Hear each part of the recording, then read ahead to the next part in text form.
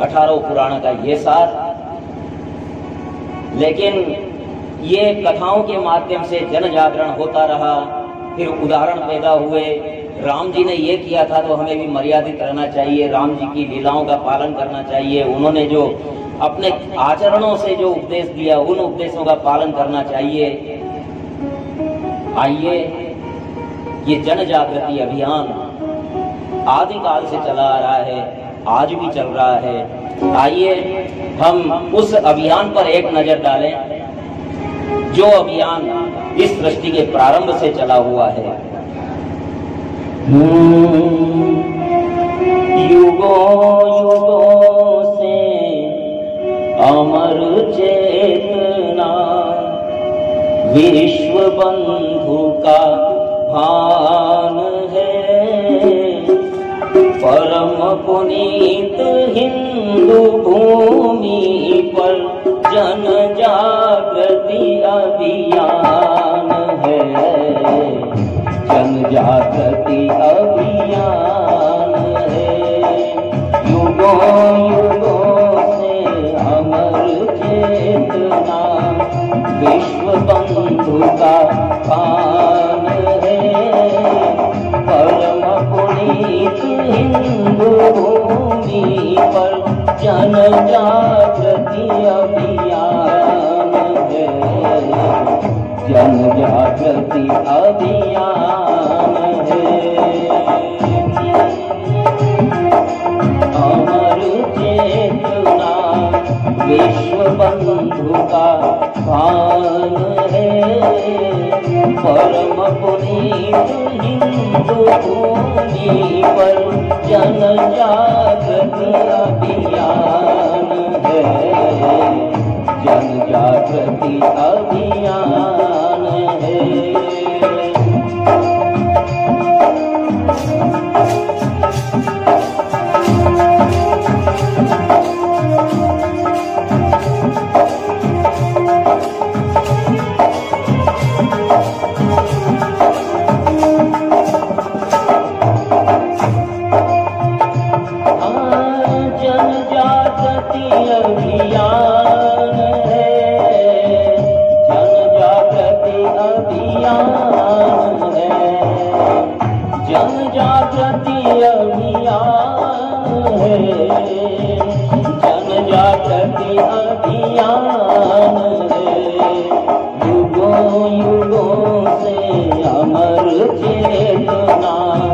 विश्व बंधु का भान है।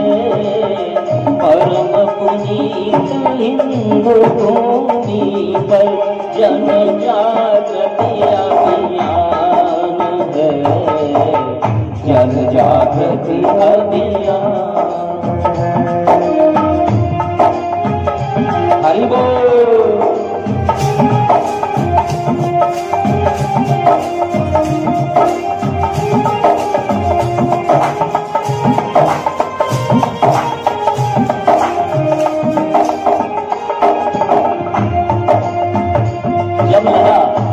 जब लगा कि लोगों में स्वार्थ का बीज पनपने लगा है, अभिमान का बीज पनपने लगा है, लोगों में भेदभाव बढ़ने लगा है, भाई में भाई भेद बढ़ने लगा है, तो फिर भगवान ने सोचा, कभी राम ने मन में जाकर ऋषि मुनि को अभय किया। कभी राम ने मन ऋषि मुनि को अभय किया। पशु पक्षी निषाद बिलनी को राष्ट्र प्रेम का आश्रय दिया। पशु पक्षी निषाद बिलनी को राष्ट्र प्रेम का आश्रय दिया। जन जन का आदर्श बनाया। जन जन का आदर्श बनाया। लंका विजय प्रयाण है। परम पुनीत हिंदू भूमि पर जन जागृति अभियान है। जन जागृति अभियान, जन जागृति अभियान है, जन जागृति अभियान है, जन जागृति अभियान है, जन जागृति अभियान है। युगों युगों से अमर थे विश्व बंधु का मान है, परम पुनीत हिंदू भूमि पर जन जागृति अभियान है, जन जागृति अभियान है। कोई बता सकता है, कोई बता सकता है राम जी का जन्म क्यों हुआ था? राम जी का जन्म क्यों हुआ था? शायद आपका जवाब मैं बताऊं, रावण को मारने के लिए। किस लिए हुआ था राम जी का जन्म? रावण को मारने के लिए ना। और मैं कहूं कि रावण को मारने के लिए नहीं हुआ। एक विद्वान ने कहा है कि राम वन गए इसलिए राम बन गए। राम अगर वन नहीं जाते तो राम बनते ही नहीं। राम वन गए। अरे रावण को मारना होता तो चतुरंगिनी सेना थी अयोध्या की सेना का तो इंद्र को भी जरूरत पड़ती थी। अयोध्या के राजाओं ने कितनी बार इंद्र की ओर से युद्ध किया और विजय किया है। देवासुर संग्राम में अयोध्या के राजाओं ने। अगर रावण को ही मारना होता तो वन जाने की जरूरत नहीं थी। सिंहासन पर बैठते चतुरंगिनी सेना से लंका कितनी सी है, भारत के नीचे छोटा सा एक द्वीप। लेकिन राम वन गए इसलिए राम बन गए। राम बन गए क्योंकि निषाद राज, जिसको इस संस्कृति का ज्ञान नहीं था, राष्ट्रभान नहीं था, राष्ट्रभक्त नहीं था, वो था लेकिन कोई बताने वाला नहीं था कैसे क्या करे। भिलनी थी जिसको आश्रमों में प्रवेश नहीं मिल पा रहा था। मतंग ऋषि ने कहा कि तेरी भावना जो चुप चुप करके तू सेवा कर रही है तो एक दिन तेरे घर पे राम आएंगे। और उस भिलनी को ये बताना था कि तुम हीन नहीं हो, आदिवासी नहीं हो, नीच नहीं हो, तुम मेरे बराबर की राष्ट्रवादी हो।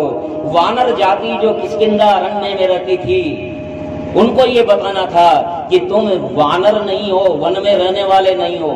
वानर का मतलब है वन में रहने वाले वानर। तुम वानर नहीं हो, तुम इस राष्ट्र के जिम्मेदार नागरिक हो। और तुम में भी ये भावना होनी चाहिए कि ये राष्ट्र मेरा है। और जो जगह जगह आतंकवादियों ने चौकियां बना रखी थी तो उस वानरी सेना से उन्होंने उन आतंकवादियों को खदेड़ा और खदेड़ते खदेड़ते सेतु बंध तक पहुंचे।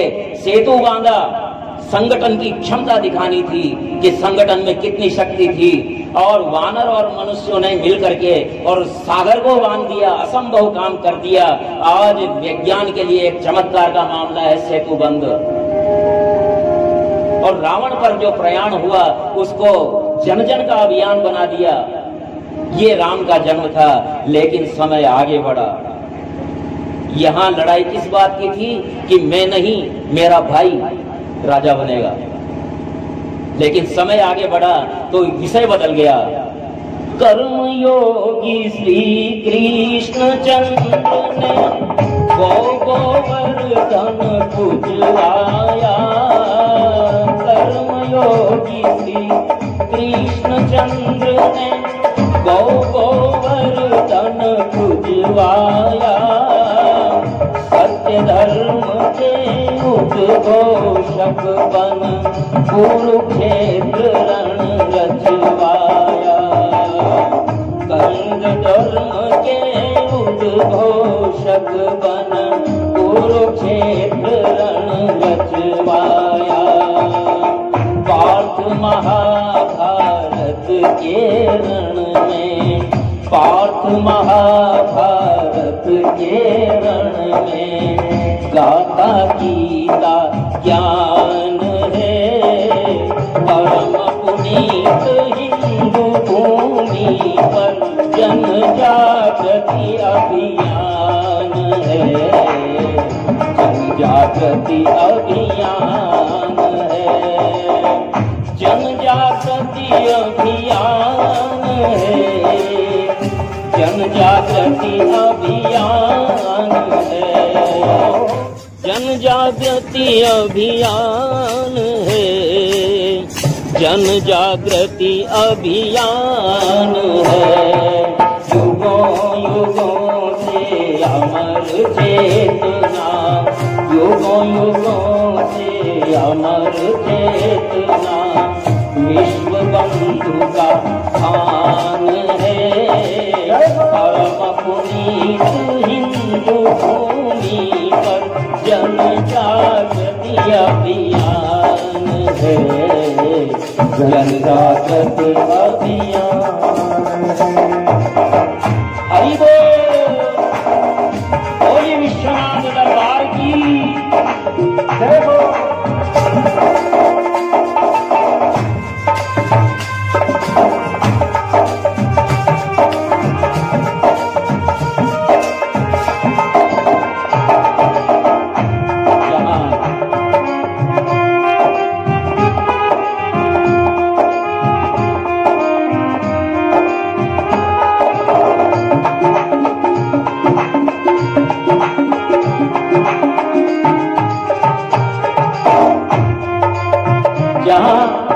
त्रेता युग में इस बात की लड़ाई थी कि मैं नहीं मेरा भाई राजा बनेगा। द्वापर में आकर के स्थितियां बदल गई। द्वापर में आकर के स्थिति ये हो गई कि विश्व का अब तक का सबसे बड़ा युद्ध भाइयों के बीच में ही लड़ा गया, राज्य के लिए लड़ा गया। भाइयों के बीच में युद्ध हुआ, वो महाभारत युद्ध। आज तक वैसा युद्ध नहीं हुआ।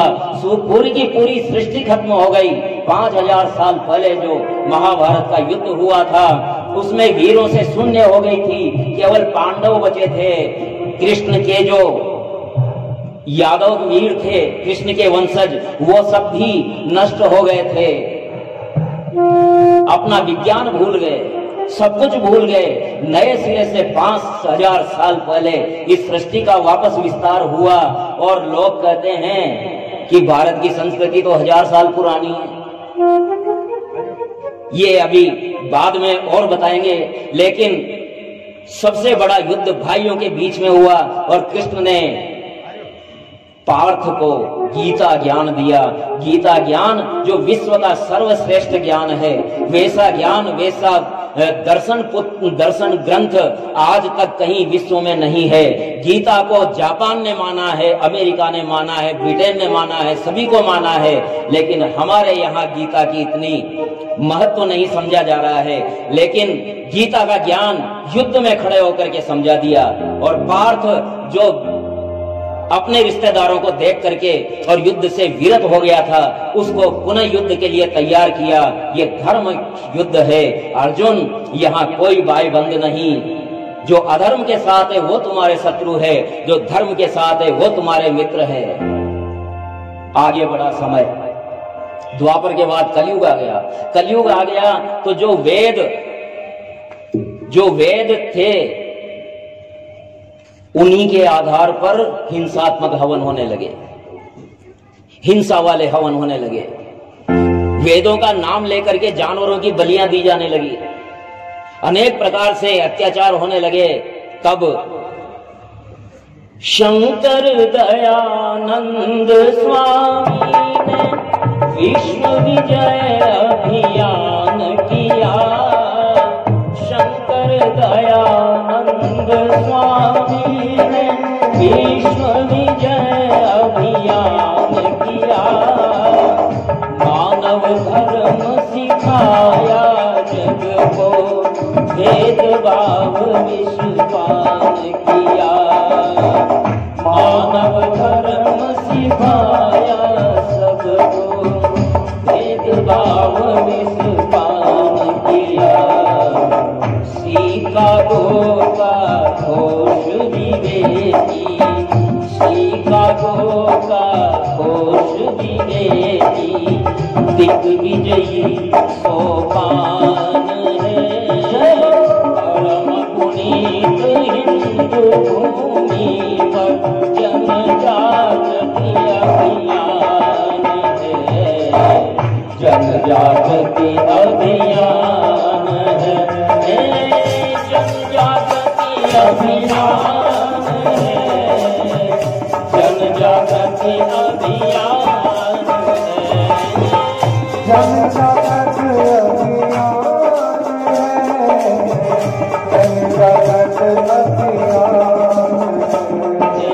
युगों युगों से अमर चेतना विश्व बंधु का स्थान है, परम पुनीत हिंदू भूमि पर जन जागृति अभियान है, जन जागृति अभियान। हरि बोल।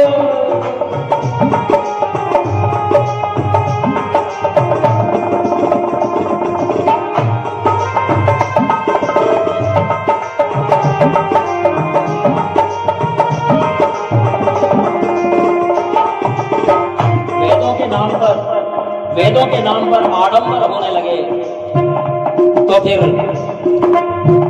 भगवान ने विष्णु ने बुद्ध के रूप में अवतार लिया, और बुद्ध के रूप में अवतार लिया। कलयुग का प्रारंभ हो ही रहा था और कलयुग आ रहा है, इसके लिए शिक्षा देने के लिए भगवान विष्णु ने बुद्ध का अवतार लिया, और बुद्ध ने 3 शिक्षाएं दी। जिन्होंने बुद्ध की 3 शिक्षाओं को माना वो अभी तक अस्तित्व में है, और जो उनकी 3 शिक्षाओं को नहीं मान पाए वो नष्ट हो गए। यूनान, मिस्र, रोमा सब मिट गए जहां से। कुछ बात है कि हस्ती मिटती नहीं हमारी, वो बात उन 3 बातों में छिपी हुई है, 3 शिक्षाओं में छिपी हुई है जो भगवान बुद्ध ने दी। कौन सी?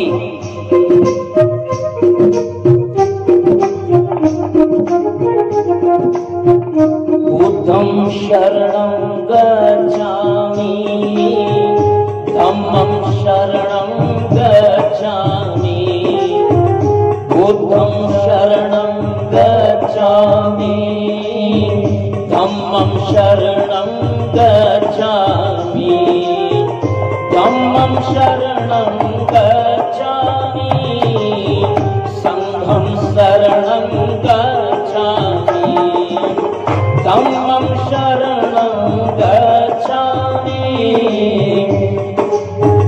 संघं शरणं गच्छामि, बुद्धं शरणं गच्छामि। भगवान बुद्ध ने कहा कि कलयुग आ गया है, यहाँ कितने तरह के काल नेमी मिलेंगे। वेश साधुओं का, लेकिन कर्म राक्षसों के होंगे। पहचानना, बुद्धम शरणम गच्छामि, सबसे पहले बुद्धि की शरण हो। बुद्धि से परिमार्जित करो। कोई साधु आया है तो एक बार बुद्धि से तो देखो साधु भी है या साधु के वेश में कोई काल नेमी छिपा हुआ है। बहुत सारे काल नेमी हैं जो जेलों में सड़ रहे हैं। ध्यान दो, बुद्धम शरणम गच्छामि। और दूसरी शिक्षा है धम्मम शरणम गच्छामि। जलती चाकी देख के दिया कबीरा रोए। चाकी में साबुत कोई नहीं बचा, लेकिन जिसने कीले की शरण ले ली, जिसने धर्म की शरण ले ली, वही केवल बचा है। इसलिए धम्मम शरणम गच्छामि, धर्म की शरण में रहो, धर्म से अलग मत रहो। और तीसरी और सबसे बड़ी शिक्षा है संघम शरणम गच्छामि। संघ का अर्थ है कि एक रहो, मिल करके रहो। बंदी बुआरी लाख की, फूट गई तो खाक की। इसलिए एक रहो, एकत्र रहो। लकड़ियों के भारे को कोई तोड़ नहीं सकता, लेकिन अलग अलग कर करके हर लकड़ी को तोड़ा जा सकता है। इसलिए कलयुग में वही बचेगा जो संगठित रहेगा। बुद्धं शरणं गच्छामि, धम्मं शरणं गच्छामि, बुद्धं शरणं गच्छामि,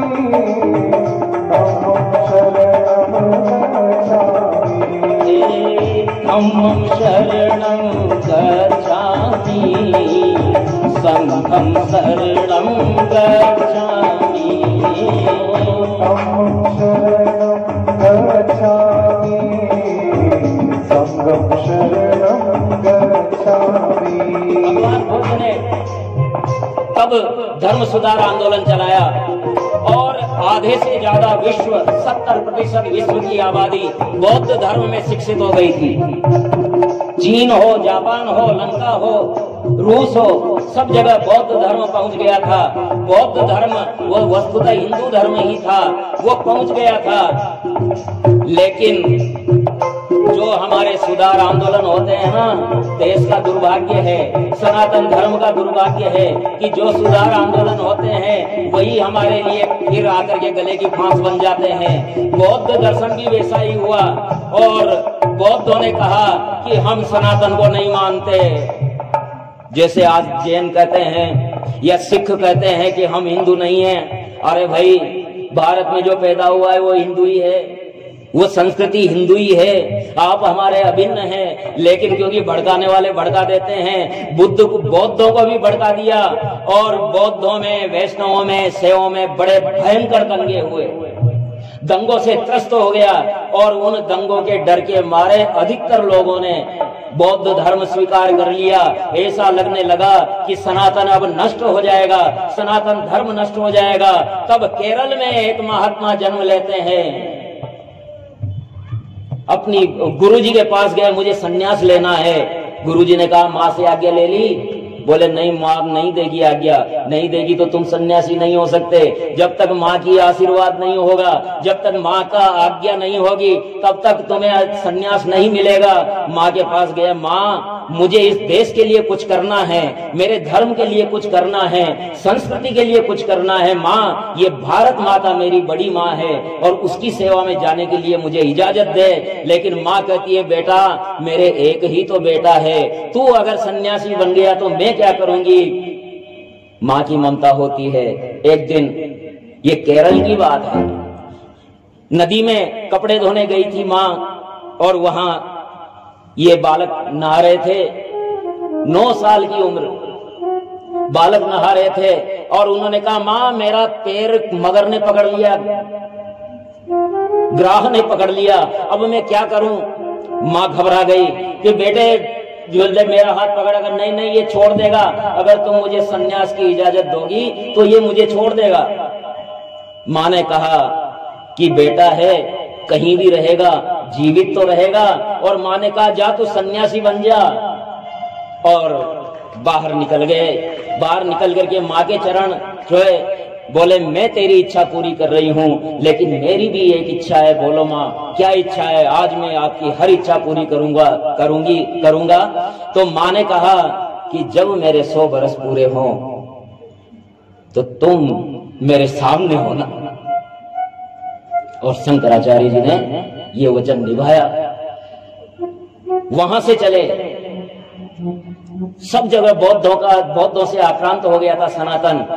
रामेश्वरम में चले, उन्होंने ध्वजा ली, धर्म ध्वजा, और चुनौती दी सारे विद्वानों को, जो भी विद्वान हो, चाहे किसी भी दर्शन का हो, आओ मुझसे साक्षात्कार करो।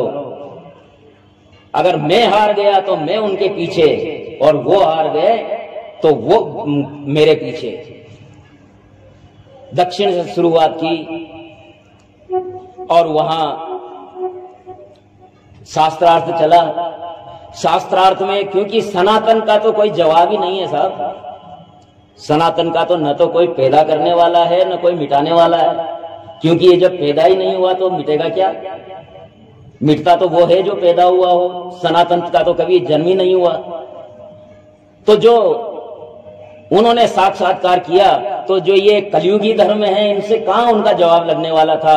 हार गए और सब शंकराचार्य जी के शिष्य बन गए, सबको दंड थमा दिया, सब दंडी बन गए। और वहां के शंकराचार्य नियुक्त करके रामेश्वरम में और आगे बढ़े, पुरी में, द्वारकापुरी में पहुंचे।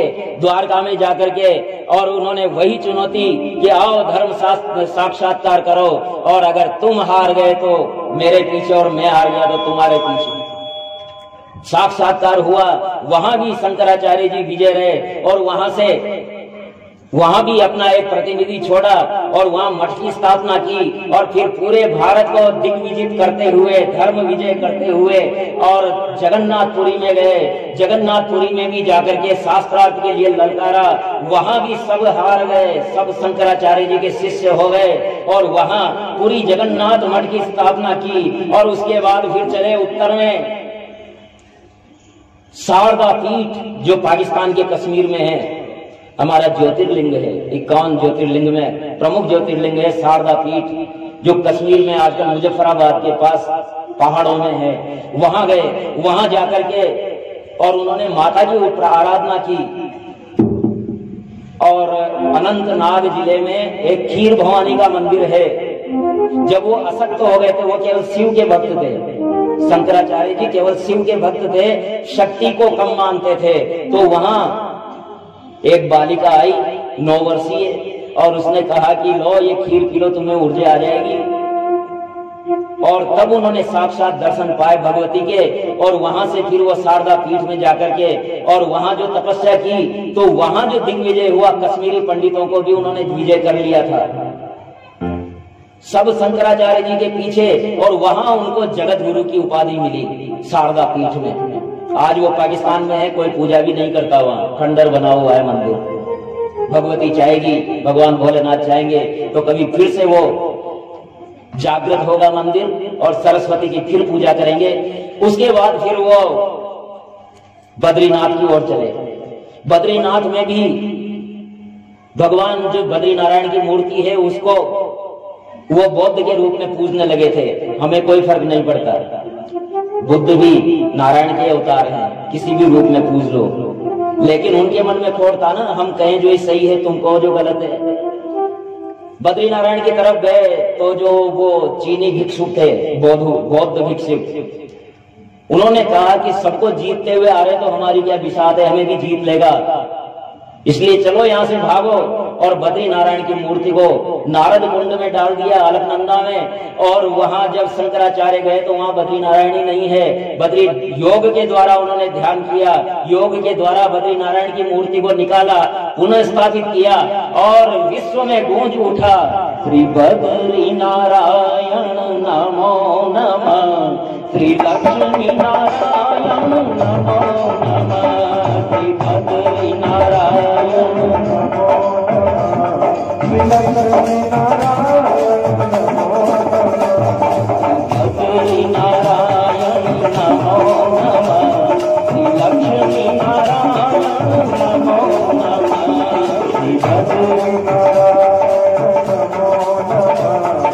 नमो नमः। जहाँ बद्री नारायण रहते हैं, उस भूमि को वैकुंठ कहते हैं।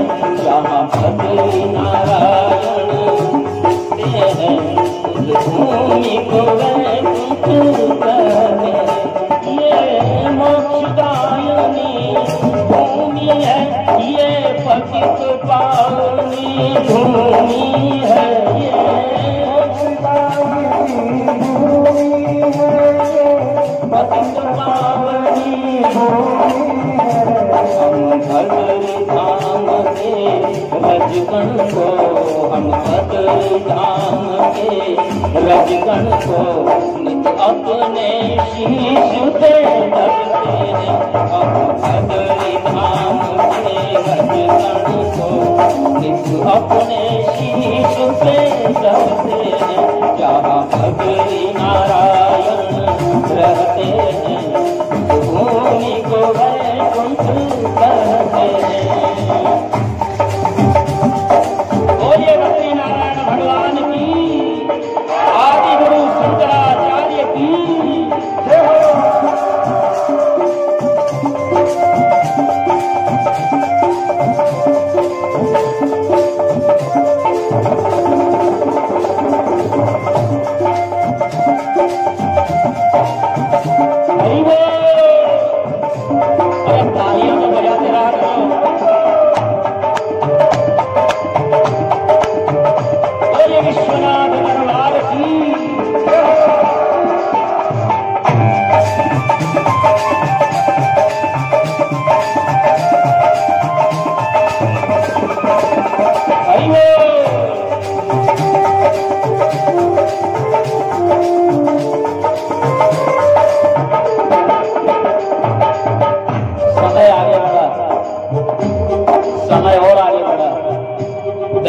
स्वामी ने वेदों का नया संस्करण प्रस्तुत किया, वेदों का नया अर्थ प्रस्तुत किया।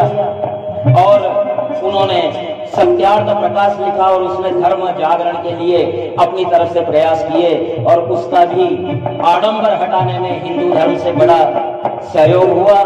इसके बाद 1885 के आसपास विवेकानंद जी का जन्म हुआ। विवेकानंद जी तब देश अंग्रेजों का गुलाम था। शिकागो में धर्म संसद हुई। उस संसद में भारत के किसी सन्यासी को, किसी विद्वान को नहीं बुलाया गया था। और आ रहे थे। विवेकानंद जी ने सोचा कि अगर भारत का कोई सन्यासी नहीं गया, भारतीय दर्शन का कोई प्रतिनिधि नहीं गया, तो काय की धर्म संसद हुई और वो कन्याकुमारी चले गए। वहां से कहीं जाएंगे। कन्याकुमारी जैसे ही वो पहुंचे तो उनको आकर्षित किया समुद्र के बीच में एक चट्टान ने। वो चट्टान उनको आकर्षित कर रही थी। क्यों आकर्षित कर रही थी विवेकानंद जी को भी पता नहीं था, लेकिन वो आकर्षित कर रही थी तो वो कूद पड़े समुद्र में कूद पड़े। तैर करके उस चट्टान के पास पहुंचे और वहां चट्टान में उनको एक चरण का चिन्ह दिखाई दिया।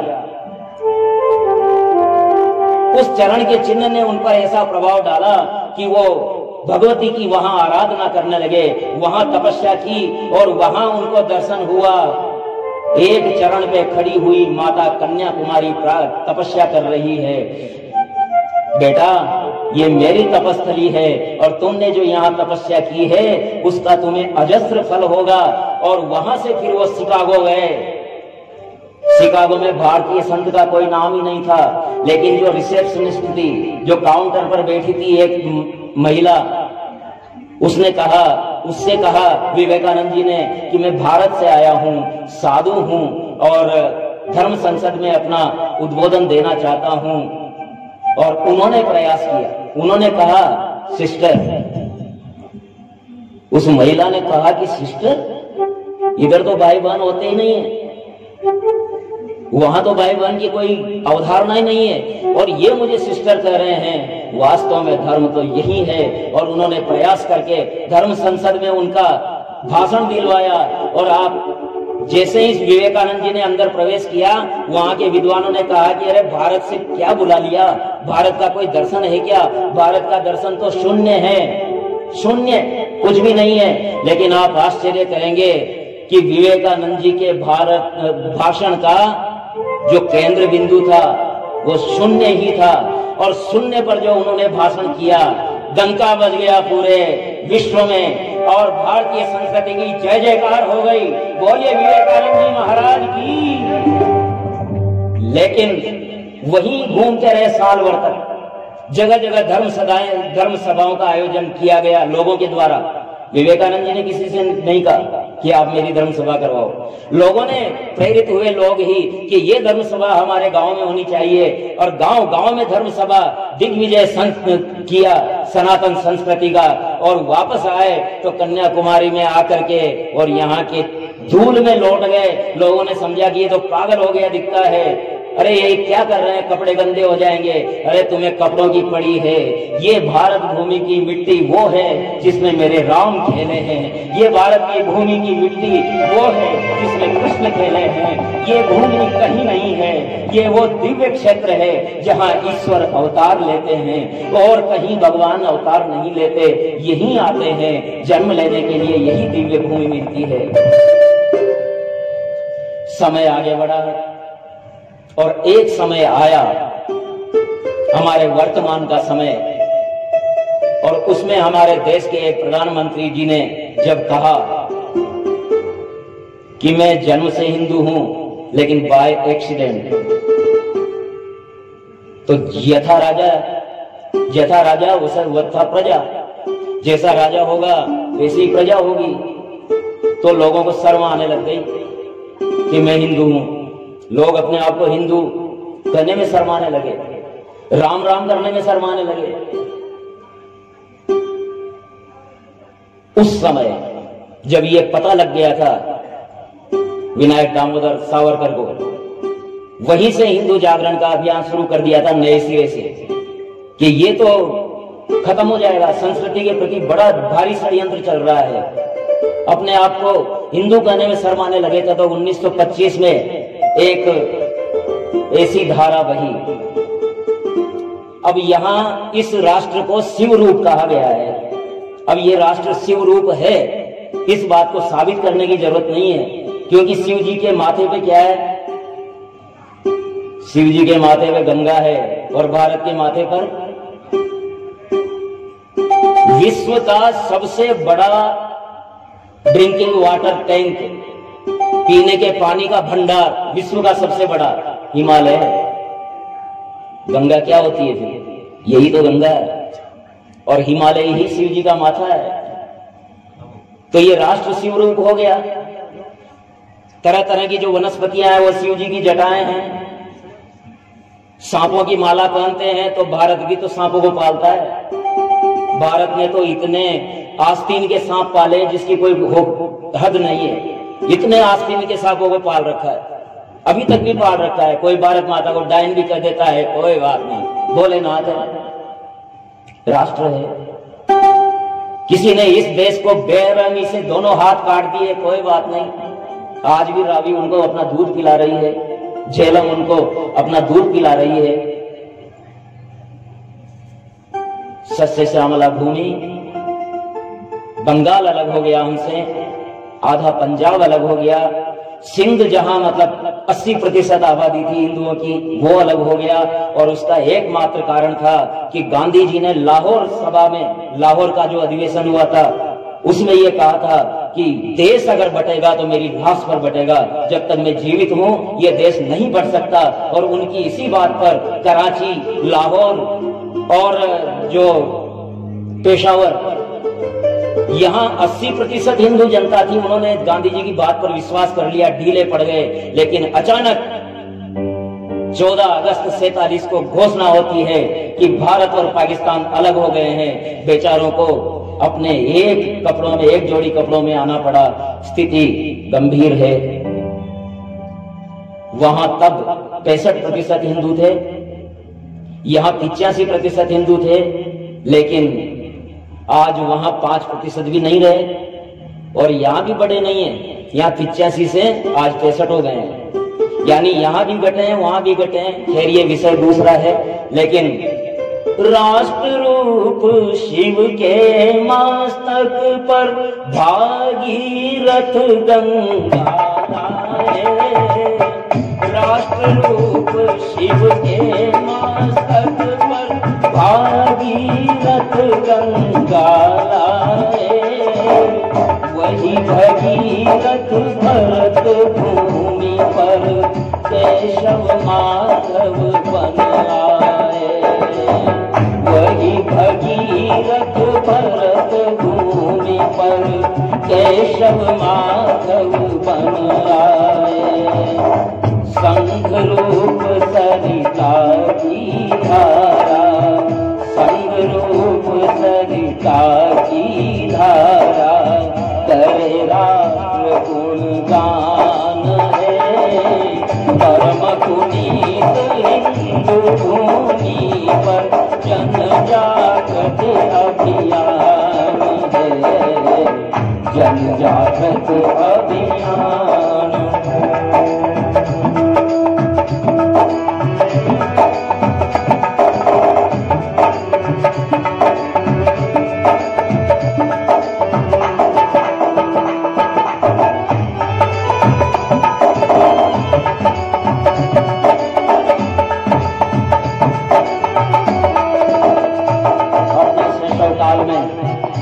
अपने शैशव काल में जो कितने ही प्रतिबंधों को झेल चुका था, जगह जगह कोई अगर दिख जाए कि ये उस राष्ट्र संस्कृति का हिस्सा है तो उसको तरह तरह से प्रताड़ित किया जाता था। लेकिन ऐसा समय आया जब ये दीवारों पर, देश भर के गांव गांव, घर घर के दीवारों पर लिखा मिलने लगा, गर्व से कहो हम हिंदू हैं, गर्व से कहो हम हिंदू हैं। और वास्तव में कहते कहते झूम धड़ाके से कहने लग गए, गर्व से कहो, बोलिए बोलिए हम हिंदू हैं, गर्व से कहो। और ये वहां तक जागरण पहुंच गया कि विश्व का सबसे बड़ा जागरण अभियान राम जन्मभूमि के माध्यम से प्रारंभ हुआ। राम जानकी गंगा जल से जन जन में ज्वार उठा। राम जानकी गंगा जल से जन जन में ज्वार उठा। जन्मभूमि अभियान अनोखे राष्ट्र धर्म हुंकार उठा। जन्मभूमि अभियान अनोखे राष्ट्र धर्म हुंकार उठा। काशी मथुरा अवधपुरी के, काशी मथुरा अवधपुरी के तोने सब अपमान है। परम पुनीत हिंदू भूमि पर जन जागृति अभियान है। जन जागृति अभियान है। जन जागृति अभियान है। जन जागृति अभियान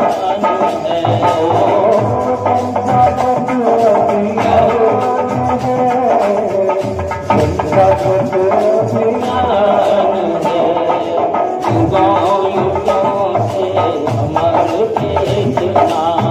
विश्व बंधु का पान है। परम पुनीत हिंदू भूमि पर जन जागृति अभियान है। जन जागृति अभियान है। जन जागृति अभियान है। जन जागृति अभियान है। जन जागृति अभियान है। जन जागृति अभियान है। जन जागृति अभियान है। युगों युगों से अमर देखना विश्व बंधु का भान है। परम पुनीत हिंदू भूमि पर जन जागृति अभियान है। जन जागृति अभियान है। जन जागृति अभियान है। वंदे वंदे भारत वंदे वंदे वंदे भारत वंदे वंदे मातरम वंदे मातरम वंदे मातरम वंदे मातरम।